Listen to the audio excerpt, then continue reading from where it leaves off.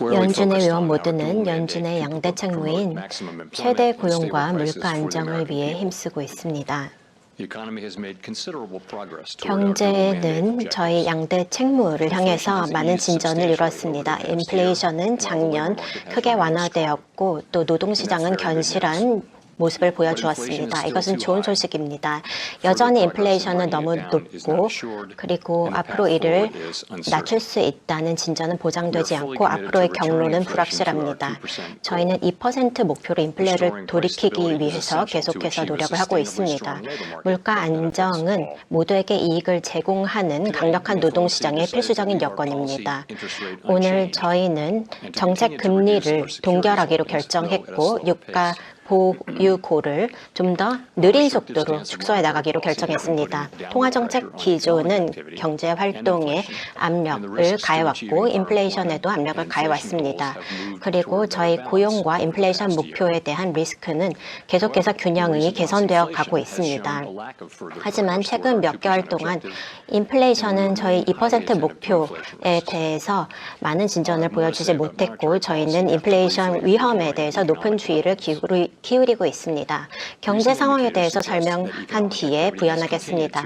최근 지표를 보면 경제 활동은 견실하게 확대되었습니다. GDP 성장률은 3.4%, 즉 작년 4분기 3.4%에서 올해 1분기 1.6% 줄어들었습니다. 하지만 국내 최종 구매 같은 경우에는 명확한 신호를 기저 수요에 대해서 보내는데요. 1분기에 3.1%를 보여주었습니다. 이것은 2023년 하반기와 비슷한 수준이었습니다. 소비자 지출은 지난 몇 분기 동안 강력한 수준을 보여주었습니다. 그리고 이로 인해서 공급 여건이 개선되었고 이로 인해서 계속해서 수요가 증가되었고 미국 경제는 강력한 모습을 작년은 보여주었습니다. 노동시장은 상대적으로 타이트한 모습을 보여주고 있지만 수급 여건이 개선되고 있습니다. 현재 1분기의 일자리 증가율은 27만 6천 건이었습니다. 그리고 실업률은 3.8%입니다. 그리고 일자리가 작년에 계속해서 창출되면서 동시에 노동자의 공급이 증가되었습니다. 그리고 25세에서 54세 사이의 경제활동 참여율이 계속해서 증가해 왔습니다. 또 이민도 증가하고 있습니다. 명목 임금 성장은 작년에 완화되었고 또 구인과 구직 사이의 격차는 줄어들고 있습니다. 노동 수요가 여전히 공급을 초과하고 있는 상황입니다. 인플레이션은 작년에 크게 완만해졌지만 여전히 저희 2% 장기 목표를 상회하고 있습니다. PCE 물가는 2.7%를 기록했고 그리고 근원 PCE는 2.8%를 기록했습니다. 올해까지 인플레이션 데이터는 기대했던 것보다 높습니다. 단기 인플레 기대치가 최근에 증가했지만 장기 인플레이션 기대치는 고착되어 있습니다. 다양한 가계 및 기업 조사와 전망치 그리고 금융시장 통계에서 드러나고 있습니다. 연준의 통화 정책은 최대 고용과 물가 안정이라는 책무에 따라서 결정이 됩니다. 저희는 높은 인플레이션으로 인한 고통을 잘 알고 있습니다. 구매력이 낮아지고 저소득층에서 생필품인 식품이나 주택, 교통비 등 비용 부담이 늘어납니다. 우리는 인플레이션 목표치 2% 달성을 최우선으로 하고 있습니다. 저희는 연방기금 금리 목표를 5.25에서 5.5%로 유지하고 자산 보유 비중 감소를 늦은 속도로 지속하기로 결정하겠습니다. 노동시장의 타이트함이 작년에 해소되고 인플레이션의 진전이 있으면서 고용과 인플레이션 목표 달성의 리스크도 균형을 찾고 있습니다. 경제 전망은 그렇지만 불확실하고 인플레이션 리스크를 주목하고 있습니다. 연방기금 금리를 인플레이션이 2%대로 지속 가능하게 움직인다는 더 큰 확신이 있을 때까지 목표 범위를 낮추는 것이 적절하지 않습니다. 지금까지의 데이터는 저에게 확신을 주지 못했습니다. 인플레이션 수치는 기대보다 높게 나왔습니다. 더 확신을 갖기 위해서는 더 많은 시간이 필요할 것 같습니다. 그래서 최대한 필요한 만큼 연방기금 금리 목표를 현 수준으로 유지할 것입니다. 그리고 예상치 못한 노동시장의 약화를 저희가 막을 것입니다. 저희가 정책 긴축을 너무 일찍 과도하게 완화하면 지금까지 인플레 진전을 역전시킬 수가 있습니다. 그리고 긴축 완화를 너무 늦게 소폭으로 진행을 해도 경제활동과 고용을 악화시킬 수가 있습니다. 연방기금 금리를 조정함에 있어서 위원회는 데이터와 전망 그리고 리스크의 균형을 신중히 평가하겠습니다. 현재 정책은 불확실성 리스크를 이 양대 창구에서 다루는 데에 잘 현재 내려져 있고 위원회는 회의를 거듭해서 결정할 것입니다. 저희는 자산 축소의 속도를 줄이기로 했습니다. 과거에 이미 계획을 말씀드렸습니다. 국채 상한선은 월 600억 달러에서 250달러로 줄일 것입니다. 6월부터 시작이 됩니다. 장기적으로 기관 부채와 MBS는 350억을 유지할 것입니다. 그리고 이를 넘는 원금은 채권에 재투자를 할 것입니다. 현재 총 포트폴리오의 축소는 한 달에 약 400억 달러 규모가 될 것입니다. 이런 속도를 축소하는 것은 대차 대조표를 그렇지 않은 것보다 더 적게 축소한다는 의미는 아니고 궁극적인 수준에 더 점진적으로 접근한다는 것입니다. 그리고 축소 속도를 늦추면서 자금 시장이 스트레스를 경험할 가능성을 줄이고 적절한 수준의 충분한 지급 준비금에 도달하는 동시에 부자산의 지속적인 축소를 통해서 순조로운 전환을 보장하는 데 도움이 될 것입니다. 저희는 인플레 목표치 2% 달성에 강력한 의지를 갖고 있습니다. 그리고 장기 인플레이션 전망치도 잘 고정할 수 있도록 할 것입니다. 물가 안정은 최대 고용과 장기적인 물가 안정에 필수적입니다. 저희는 저희의 행동이 지역사회, 가족, 그리고 기업에 미치는 영향을 잘 알고 있습니다. 우리가 하는 일은 모두 공익을 위한 것입니다. 연준은 최선을 다해서 최대 고용과 물가 안정 목표를 달성할 것입니다. 질문 받겠습니다. 감사합니다. 로이터의 슈나이더입니다. 현재 금리가 충분히 억제적이어서 2%까지 달성할 수 있다고 생각하십니까? 근거를 보면 명백하게 정책 금리는 억제적이고 수요를 늦추고 있습니다. 몇 가지 지적할 수가 있는데요. 먼저 노동시장을 보면 여전히 노동시장의 수요 측면이 여전히 강세를 유지하고 있습니다. 하지만 지난 몇 년간의 굉장히 높은 수준에서는 낮아졌습니다. 예를 들어서 구인 건수도 팬데믹 이전보다는 높지만 여전히 보고서를 보면 냉각되고 있습니다. 그리고 퇴사자 수와 또 고용률도 정상화되고 있습니다.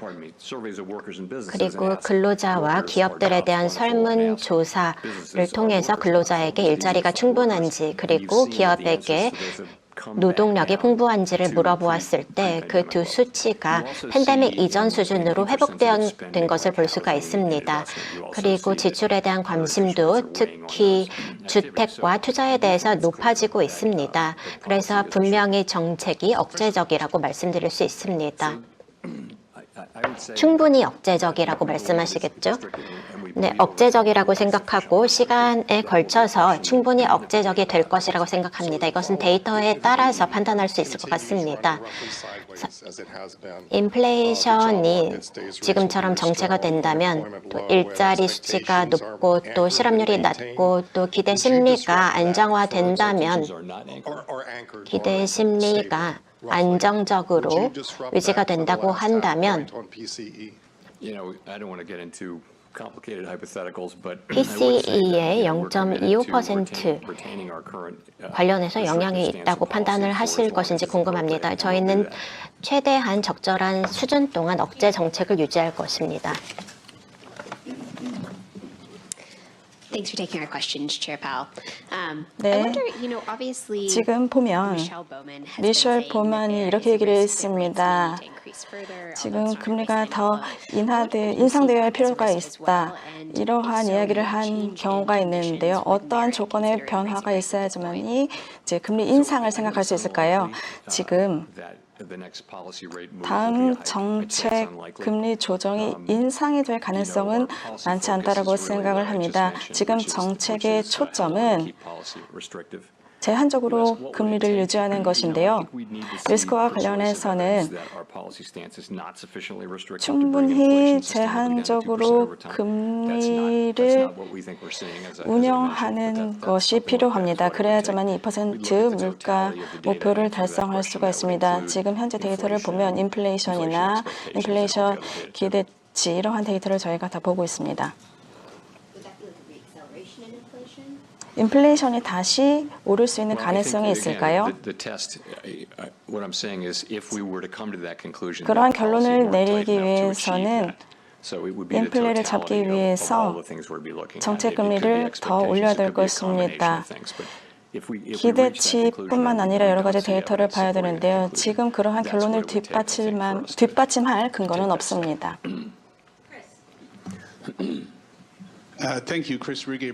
감사합니다. AP의 크리스 루게이버입니다. 금리가 현재 사이클에서 최고치에 와 있다. 그리고 올해 하반기에 인하를 하는 것이 적절한지에 대해서 말씀을 하지 않으셨습니다. 그래서 이 완화에 대한 바이어스를 늦추신 것인지 궁금합니다. 줄이신 것인지 궁금합니다. 저희가 정책 금리에 대해서 내리는 결정은 유입되는 데이터 그리고 전망 또 리스크의 균형을 반영해서 판단을 내리고 있습니다. 그래서 데이터를 총체적으로 보고 있는데요. 저희는 경제가 움직일 수 있는 여러 가지 경로를 반영을 해야 합니다. 현재 억제적인 정책을 충분히 인플레이션이 지속 가능하게 2%를 향해 가고 있다는 신뢰 없이 인하를 하는 것이 적절하지 않다고 생각합니다. 만약에 인플레이션이 생각보다 계속해서 정체가 되고 노동시장이 강세를 보이는 경우에는 인하를 늦추는 것이 적절하다고 생각합니다. 하지만 다른 경로로 경제가 가는 경우에 저희가 인하를 고려할 수도 있을 텐데요. 이런 경로는 저희가 먼저 인플레이션이 지속 가능하게 2%를 향해 가고 있다는 신뢰를 얻는 경로가 될 것이고 또 다른 경로는 노동시장이 예기치 않게 약화되는 경로일 것입니다. 두 경로에는 저희 연준이 인하를 할 수도 있습니다. 그래서 데이터에 모든 것이 좌우됩니다. 피크 금리 같은 경우에는 일단 똑같은 문제인 것 같습니다. 결국에는 데이터에 의해서 판단을 내릴 것입니다. 인하를 하지 않을 수도 있는 경로와 관련해서 말씀하셨을 때 인플레이션이 지금처럼 유지된다라고 말씀을 하셨는데 인플레이션이 주된 지표가 될까요? 더 부연 부탁드립니다.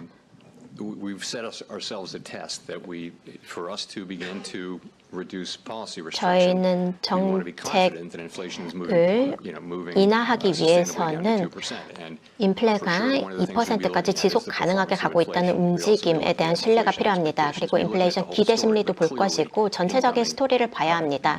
하지만 분명하게 인플레이션 데이터가 가장 중요한 지표가 될 것입니다.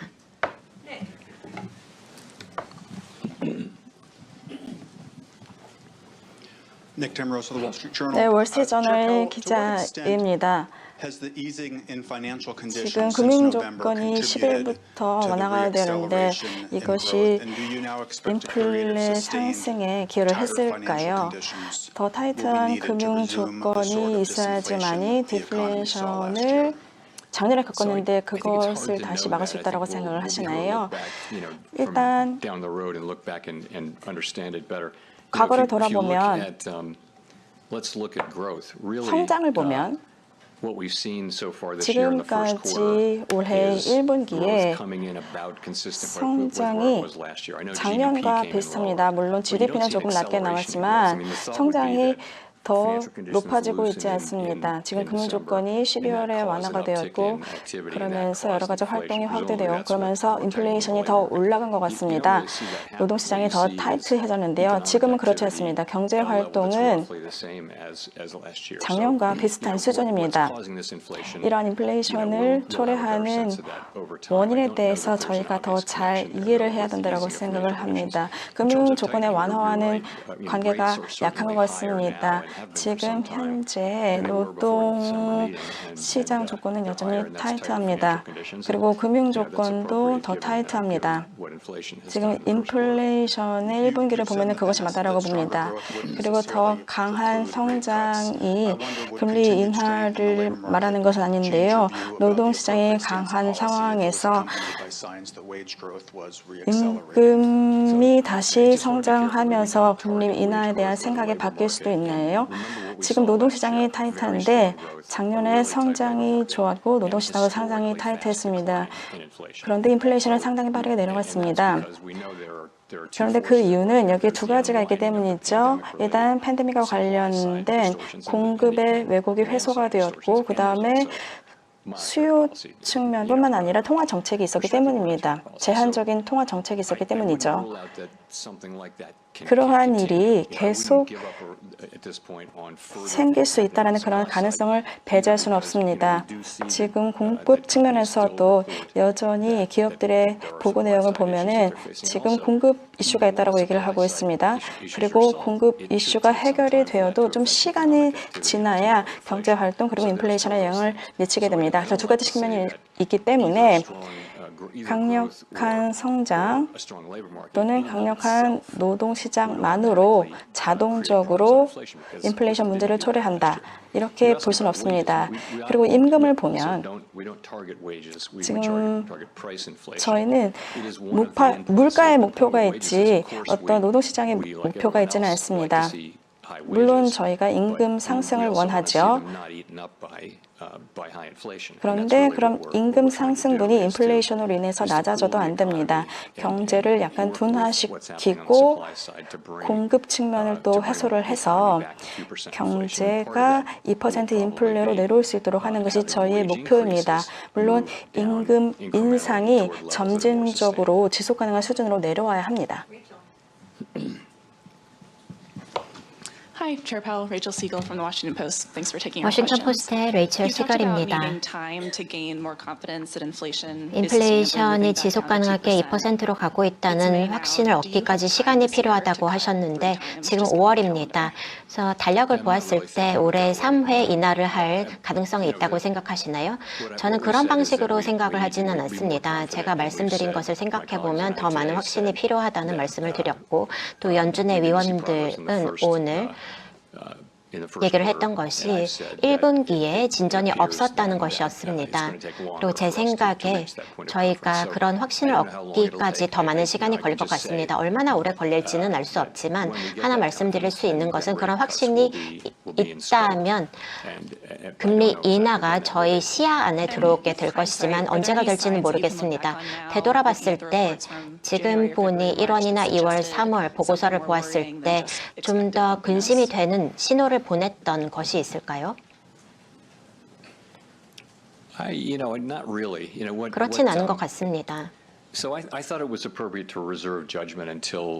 판단을 저희가 완전한 3월 데이터 포함해서 전체 분기를 보고 내리는 것이 적절하다고 생각합니다. 현재 경제활동도 강하고 노동시장도 강하고 또 인플레이션 지표를 3회에 걸쳐서 보았는데요. 그것을 보다 보면 어느 순간에는 그것을 신호로 받아들일 때가 옵니다. 그래서 1분기 전체를 보는 것이 적절하다고 생각했고 저희가 받아들인 신호는 좀 더 오랜 시간이 있어야 저희가 지속 가능하게 2%로 가고 있다는 확신을 얻을 수 있다는 것입니다. 저희가 수용한 신호는 바로 이것이었습니다.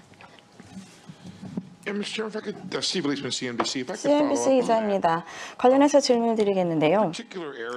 어떠한 부분에서 인플레이션 데이터 1분기에 어떠한 변화가 있었다고 생각을 하시나요? 그리고 앞으로 어떤 변화가 있을 거라고 보시나요? 저희가 면밀하게 살펴보고 있지만 저희가 이러한 확신을 갖기 위해서는 더 많은 시간이 필요하다고 생각을 합니다. 잘 아시겠지만 12월 이후에 지금 상품 인플레이션이 상당히 높았고 그리고 비주택 인플레이션이 높았습니다. 그러면서 저희가 생각했던 것보다 인플레이션이 높게 나왔습니다. 물론 이 원인에 대해서는 여러 가지 이야기가 있을 수가 있는데 제가 기대하는 내용은 올해에 인플레이션이 다시 내려올 거라고 생각을 합니다. 저는 그렇게 전망을 합니다. 그에 관련된 저의 확신은 물론 과거보다 낮습니다. 왜냐하면 저희가 지금 데이터를 받았기 때문이죠. 저도 지속적으로 지금 렌트를 봤을 때에 주택 그리고 서비스의 인플레이션이 나중에 시간이 지나면서 인플레이션 데이터에 반영이 될 거라고 생각을 합니다. 지금 상당히 많은 시차가 있는 것 같습니다. 실제 월세가 이전 임차인에서 새로운 임차인으로 넘어가면서 바뀔 때 그것이 반영되는 시간이 걸리는 것 같습니다. 지금 QT가 지금 현재 제한적인 수준에서 유지가 되면서 경제를 둔화시킬 수 있을까요? 저희는 금리라는 적극적인 도구를 활용을 하고 있습니다. 저희가 지금까지 오랫동안 금리를 통해서 경제의 정책 도구로서 사용을 했습니다. 그래서 저희가 대차 대조표를 축소하는 것도 마찬가지입니다. 그러니까 지난번에 저희가 했던 것처럼 금융시장에 어떤 혼란을 초래하지 않기 위해서 속도를 조절하려고 합니다. 블룸버그의 크랙 코러스입니다. 두 가지 여쭤보겠습니다. 첫 번째는 단순한 것인데요. 3월 이후로 나온 데이터를 보았을 때 생각하실 때 올해 인하가 없다는 가능성이 증가했는지 그대로 유지되었는지 궁금하고요. 두 번째로 의장님께서는 2012년에 위원이 되셨습니다. 그 이후에 변호사, 회계사 그리고 굉장히 고숙련 노동자들이 일자리를 구하지 못한 모습이 많이 보였는데요. 현재 인플레이션에 대해서 그래서 우리가 좀 더 인내심을 가져야 한다라는 주장이 있는 것 같습니다. 현재 생산성도 상당히 강하게 증가하고 있고 임금도 증가를 하고 있습니다. 인플레이션에 대해서 모두가 불만족스럽고 이에 대해서 많은 히스테리아가 있는 것, 과민 반응이 있는 것으로 알고 있는데요. 현재 저희가 좀 더 인내심을 가져야 한다고 생각하시지 않나요? 일단 첫 번째 질문 가능해서 가능성을 말씀드리기는 어려울 것 같습니다.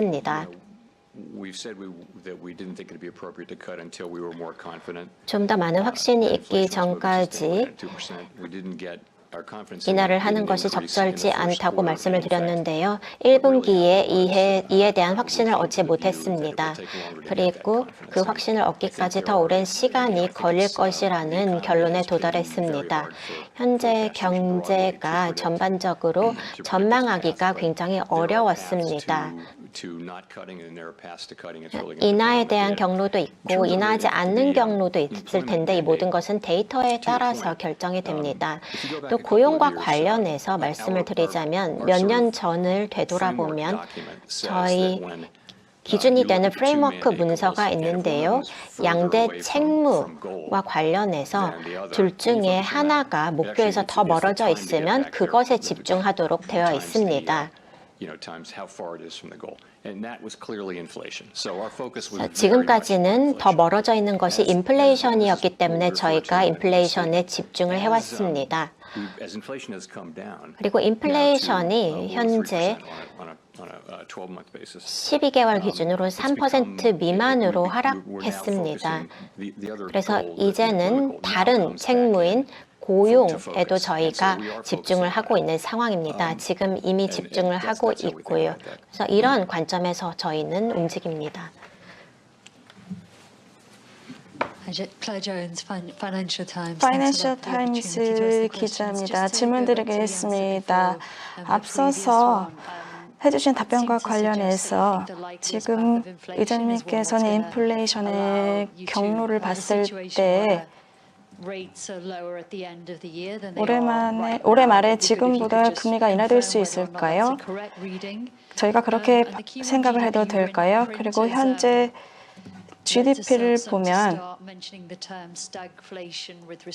스태그플레이션에 대한 우려가 있는 것으로 알고 있는데 FOMC 위원회에서 스태그플레이션 리스크를 생각하고 있는 분이 있을까요? 지금 현재 경제가 금리 인하를 할 수 있는 경로도 있고 그렇지 않을 경로도 있습니다. 제가 개인적으로 전망을 하는 내용은 인플레이션에 더 많은 진전이 있을 것이라는 것인데요. 물론 데이터를 보고 저희가 판단을 할 수 있을 겁니다. 두 번째 질문이 스태그플레이션 관련 내용이었는데요. 스태그플레이션과 관련해서는 10% 실업, 그러니까 10% 후반대의 실업률, 그러니까 10%에 달하는 실업률과 저성장인데요. 지금 성장률은 3%이고 상당히 성장률이 좋다라고 저는 생각을 합니다. 그리고 인플레이션이 3%가 되지 않거든요. 그렇기 때문에 스태그플레이션이라는 우려가 어디서 나왔는지 모르겠습니다. 대부분의 전망치를 보면 그리고 저희의 전망치를 또 봤을 때에 작년에 성장률이 정말로 높았습니다.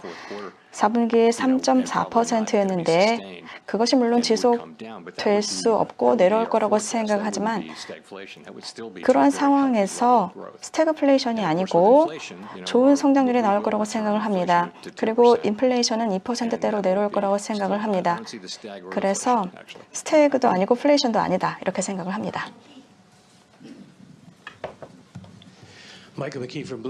블룸버그의 마이클 맥키입니다. FOMC의 부의장님께서 최근에 이렇게 말씀하셨습니다. 잠재적인 성장이 높아졌다라고 하셨는데요. 이에 동의하시는지 궁금합니다. 그리고 만약 그렇다면 정책이 충분히 긴축적이지 않다는 것을 시사합니까? 이렇게 답변을 드리겠습니다. 작년 한 해 생산성이 크게 증가했습니다. 그리고 2022년에는 생산성이 오히려 떨어졌습니다. 그래서 여기서 생각해 볼 문제는 두 가지가 있는데요. 먼저 생산성이 지속적으로 장기 트렌드 이상을 유지할 것인가인데 이것은 저희가 알 수가 없습니다. 그런데 잠재 생산성 관련해서는 저희가 경제의 잠재적인 생산이 크게 증가했습니다. 이것은 생산성이 아니라 오히려 노동시장과 관련 문제였습니다. 노동시장 참여율과 이민이 증가했기 때문인데요. 그래서 현재 경제 전문가들이 이것이 올해와 내년에 잠재 생산에 어떤 의미를 가지는지 분석을 하고 있습니다. 그래서 크게 잠재 생산량이 증가했지만 더 많은 사람들이 일을 하기 시작하면서 또 이 사람들이 지출도 하기 때문에 수요라는 측면도 있습니다. 그래서 초기에는 수요보다 공급이 높았을 수 있겠지만 시간이 걸리면서 이것이 인플레이션이나 디스인플레이션이 될 수도 있습니다. 현재로서는 정책 금리 인상에 대해서 성장률이 더 높은 경우에 고려를 하지 않을 것이라고 말씀을 하셨는데요. 또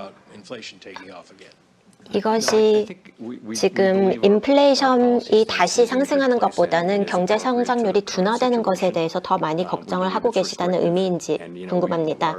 현재 정책 금리가 충분히 긴축적이라고 생각을 하고 말씀드렸지만 노동시장과 인플레이션에 민감한 지출을 보았을 때 지난 몇 년간 수요가 크게 줄어들었습니다. 그래서 통화정책 입장에서 공급 쪽의 활동에 대해서 저희가 현재 더 많은 집중을 하고 있습니다. Thank you, Mr. Chairman. Edward Lawrence from Fox Business. So, 팍스 비즈니스 GDP 기자입니다. growth GDP is about 2%. 성장률이 지금 Inflation 2% 정도이고 고용은 4%인데 지금 일단 정상 상태인 것 같은데 인플레이션은 3%죠. 데이터가 비슷합니다. 그런데 이제 금리 인상 없을 거라고 하는데 지금 3에서 2%로 인플레이션이 낮아지는데 금리 인상과 관련해서 지금 인플레이션 3%에 대해서 올해 내내 유지되는 것에 대해서 만족을 하실까요? 3%에 대해서는 저희가 만족하지 않고 시간이 지나면서 2%로 낮출 것입니다. 그리고 지금 현재 정책 기조가 그것을 달성하기 위해서 적절하다고 생각을 합니다. 만약에 충분히 제한적으로 운영이 되지 않고 있다고 판단이 되면 저희가 금리를 인상할 것입니다. 그런데 지금 그러한 근거는 없습니다. 금리 인상에 대한 논의가 전혀 없었습니까? 지금 정책의 초점은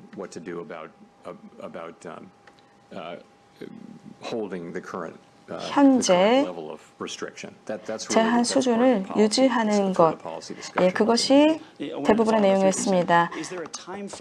혹시 지속되는 인플레이션이 어느 정도 유지되면 금리를 인상하겠다, 그러한 기준이 있습니까? 없습니다. 물론 제한적인 기조를 통해서 인플레를 낮출 수 있도록 해야 할 것입니다. 그것이 얼마나 걸릴 것인가, 그리고 우리가 얼마만큼 인내심을 가져야 되는가, 그것은 데이터를 보고 판단할 것입니다. Hi, Victoria Guido with Politico. 폴리티코의 빅토리아 구이도입니다. 초당적이고 또 정치적인 견해를 피력하시지 않는다고 말씀을 하셨는데요.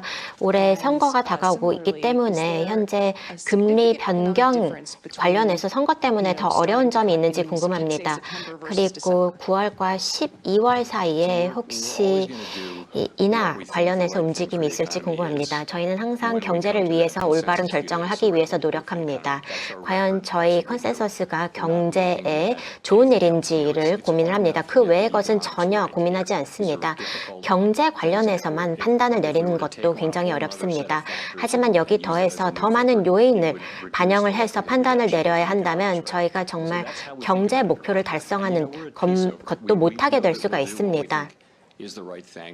저희는 올바른 일이라고 생각하면 그 일을 택할 것이고 저희 모든 위원들이 같은 의견을 가지고 있습니다. 그래서 계속해서 말씀을 드리지만 저희는 이런 정치적인 것을 생각하지 않고 모든 국민들을 생각을 하고 있고 데이터에 기반해서 판단을 내리고 이 데이터가 전망에 대해서 어떤 영향을 미치는지 또 리스크의 균형을 고민합니다. 그러면 9월이나 12월에 인하를 시작할지에 대한 차이가 있나요? 다양한 정치적인 이벤트를 저희가 고려를 했을 때와 고려하지 않았을 때는 굉장히 큰 차이가 있을 수밖에 없습니다. 저희는 고려하지 않습니다. 제가 지금 경험하는 네 번째 대선인데요. 지금까지의 모든 이런 기자회견문을 읽어보시면 그 누구도 선거에 대해서 언급한 사람이 없습니다. 연준에서는요. 이런 길을 걷기 시작하면 언제 멈춰야 할지 판단을 내릴 수 없을 것입니다. 네, 감사합니다. 노동시장에 대해서 말씀을 드리겠습니다. 노동시장이 지금 안정화되고 있까? 그런데 지금 졸트 보고서를 보면은 팬데믹 수준으로 돌아가고 있는데요. 지금 임금 수준이 상당히 높은데요. 지금 이러한 일이 왜 발생하고 있다고 생각을 하시는지요? 어떤 후행 요소 때문일까요? 지금 임금 상승이 3년 정도 전에 정점을 찍었습니다. 그 이후에 내려왔는데요. 그런데 팬데믹 이전 수준까지 내려오지 않았고 약 1% 정도 높습니다.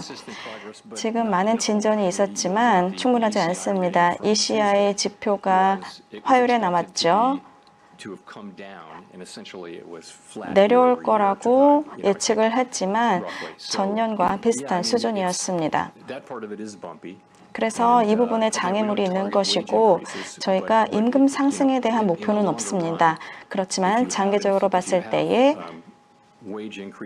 임금 상승분이 생산성 상승보다 높을 때에 인플레이션 압력이 생길 수밖에 없습니다. 그래서 기업들이 가격을 올릴 수밖에 없죠. 진전이 있었고 그런데 일관성은 없었습니다.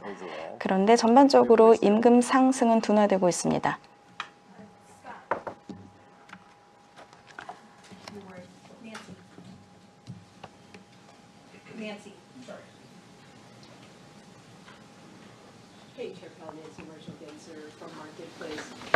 네, 마켓플레이스의 낸시입니다.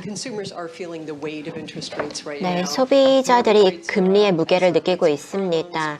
모기지 금리와 카론 그리고 신용카드 관련해서 현재 이것이 경제에 대한 심리에 많은 영향을 미치고 있는데요. 국민들에게 어떤 말씀을 전해주시고 싶으신가요?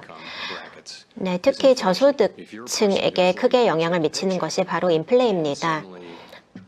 근근히 생계를 유지하는 사람들의 경우 모든 필수품의 물가가 갑자기 상승한다면 바로 공공에 처하게 됩니다. 그래서 이러한 분들을 위해서 저희는 인플레를 낮출 수 있는 모든 툴을 활용하고 있습니다. 시간은 걸리겠지만 저희는 분명히 2%까지 물가를 낮출 수 있을 것이고 더 이상 사람들이 걱정할 필요가 없을 것입니다. 불편하고 고통스럽다는 것은 알지만 굉장히 큰 배당이 장기적으로 제공될 것이고 모두가 이익을 누릴 것입니다. 생각해보시면 저희가 큰 진전을 이렇게 왔습니다. 근원 PCE가 가장 높았을 때 5.8%였는데요.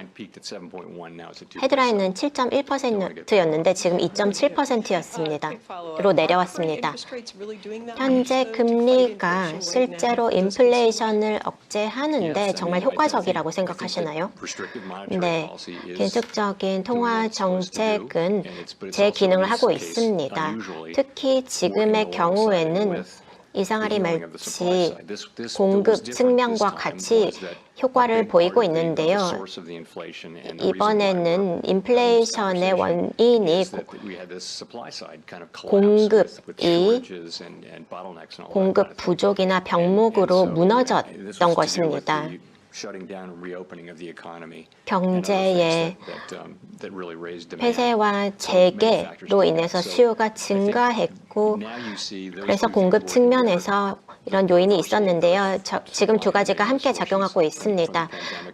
수급 왜곡이 현재 정상화되고 있고 동시에 긴축 통화 정책이 펼쳐지면서 두 가지가 함께 결합돼서 인플레이션이 낮아지고 있습니다. 그리고 생각해 보시면 많은 진전을 이룩했습니다. 아직도 할 일이 있지만 그 전에 보았던 2년 전에 굉장히 높은 수준은 아닙니다. Courtney Brown from Axios. 엑시오스 기자입니다. 질문 드리겠습니다. 아까 말씀을 하셨는데 주택 부문 인플레이션을 보면은 지금 여전히 디스인플레이션이 도달하지 않았습니다. 민간 부문 데이터와 정부 데이터에 많은 차이가 있는데 이것을 어떻게 설명할 수 있을까요? 인플레이션 측면에 있어서 이 렌트가 얼마나 도움이 될 거라고 생각을 하십니까? 지금 경제에서 인플레이션 프로세스와 관련해서 시차가 발생하는 부분 중에 하나가 주택입니다. 누군가 아파트를 임대를 하면 이제 시장 임대료가 있는데 이것이 빠르게 상승하지 않습니다. 임대료가 많이 상승을 하고 나서 나중에 인플레에 반영이 되는 거죠. 이러한 시장 임대료는 몇 년이 지나야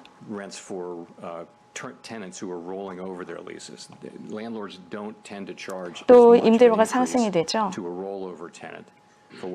실제로 계속해서 같은 건물에 거주하는 사람의 임대료는 몇 년 동안 올라가지가 않습니다. 집주인들이 그렇게 임대료를 같은 임차인에게 올리지 않습니다. 그리고 임대료가 상승했을 때에는 나중에 인플레에 반영이 되고 인플레이션을 측정을 할 때에 임대료는 낮은 수준에서 많이 유지가 됩니다. 그런데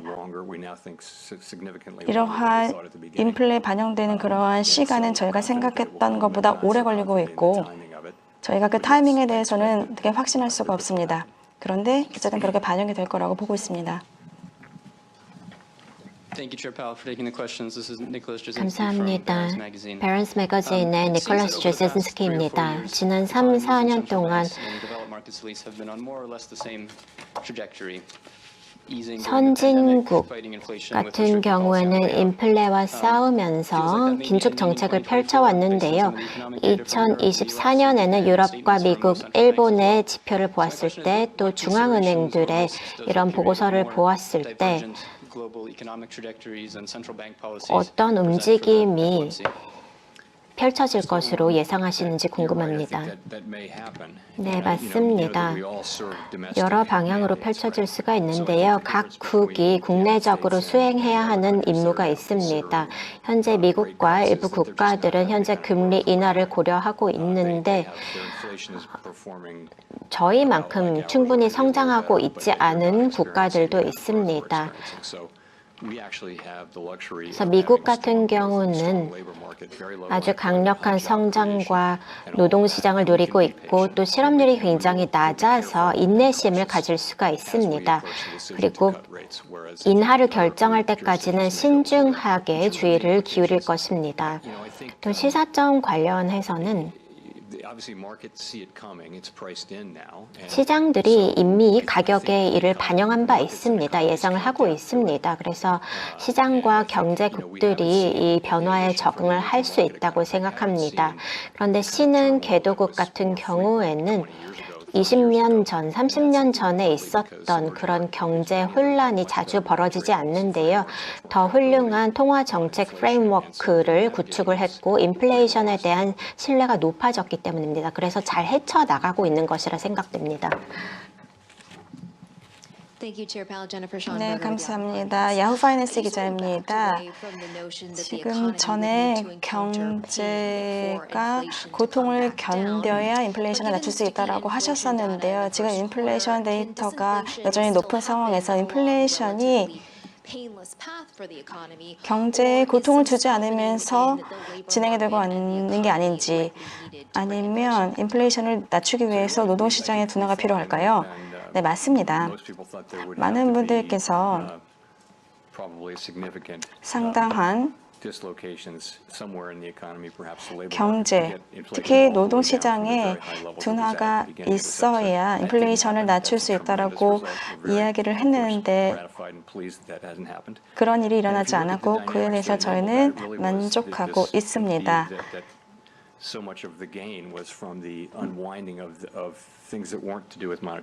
네, 통화 정책이 아니라 경제의 왜곡이 많이 해소가 되었고 공급 측 이슈도 해결이 되었고 수요도 많이 해결이 되었습니다. 그러면서 인플레이션이 낮아졌는데요. 그런데 저는 포기하지 않을 것입니다. 여전히 그러한 요소들을 통해서 인플레이션을 낮출 수 있다고 생각을 합니다. 물론 저희가 아무것도 확언할 수는 없지만 노동시장을 강력하게 또 경제를 강력하게 유지하면서 인플레이션을 2%로 낮출 수 있다고 생각합니다. 그리고 2%로 낮추면서 노동시장에 많은 충격을 주지 않을 거라고 생각을 합니다. 그리고 만약에 노동시장에 약화가 있을 경우에 금리 인하를 할 수 있는데요. 지금 현재 실업률이 4%인데 만약에 인플레이션이 2%로 낮아지지 않는 경우에 실업률이 만약에 4% 이상으로 올라가게 되면 이에 대해서 집중을 하실까요? 네, 기대치 않은 노동시장의 약화라고 제가 말씀을 드렸는데요.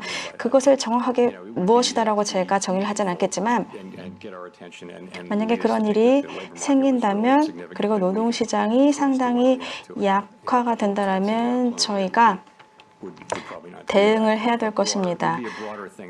약간 약화된다면 저희가 어떤 조치를 하지 않겠지만 그렇지 않은 경우에 상당한 약화가 있을 경우에는 조치가 해야 될 것입니다. 금리 인하를 할 때에는 물론 한 가지 요인뿐만 아니라 여러 가지를 고려할 것입니다. Chair Powell, thanks for taking the question. Kyle Campbell with American Banker. 네, 아메리칸 베커의 카일 캠벨입니다. 포괄적인 중대한 변화가 있어야 바젤 3 제안에 대해서 결정이 내려질 수 있다고 말씀을 하셨는데요.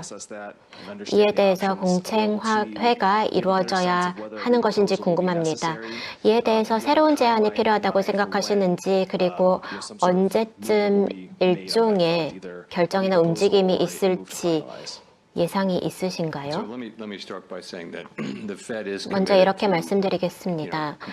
연준은 이 프로세스를 완수하기 위한 의지를 가지고 있고, 바젤 3 엔드 게임을 바젤에 충실하게, 그리고 다른 중요한 관할권을 고려해서 이행을 할 것입니다. 저희는 아직 정책이나 프로세스에 대해서는 어떤 결정도 내리지 않았습니다. 새로운 제안이 필요하다고 판단된다면 주저하지 않고 새로운 제안을 할 것입니다. 그리고 이 자본 준비금 제안 관련해서 다른 규제 의제에 대한 진전도 있어야 한다고 생각하시나요? 이에 대해서 뭐라고 정확하게 말씀드리긴 어렵지만 바젤 3 프로세스는 지금까지 가장 중요한 연준의 업무 중 하나입니다. 그리고 계속해서 저희가 진전을 이루어 나가고 있고요. 네, 감사합니다. 벤 크로이트 기자입니다.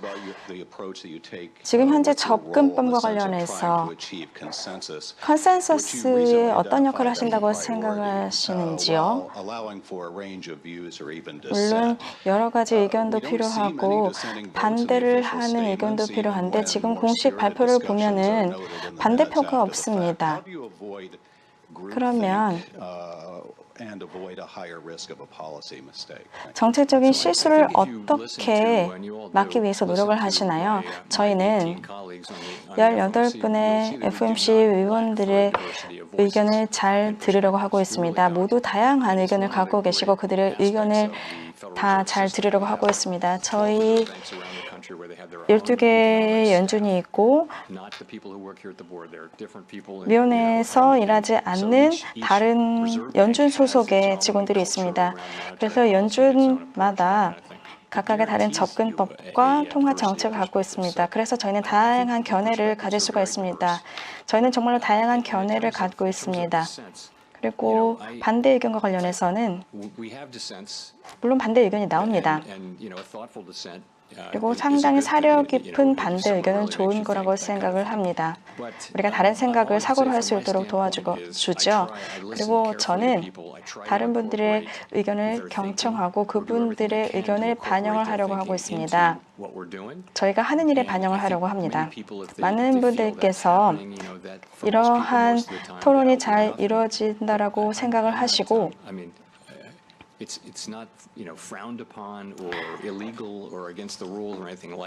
반대 의견이 나온다고 해서 저희가 그에 대해서 좋아하지 않는다거나 이것이 불법인 것도 아닙니다.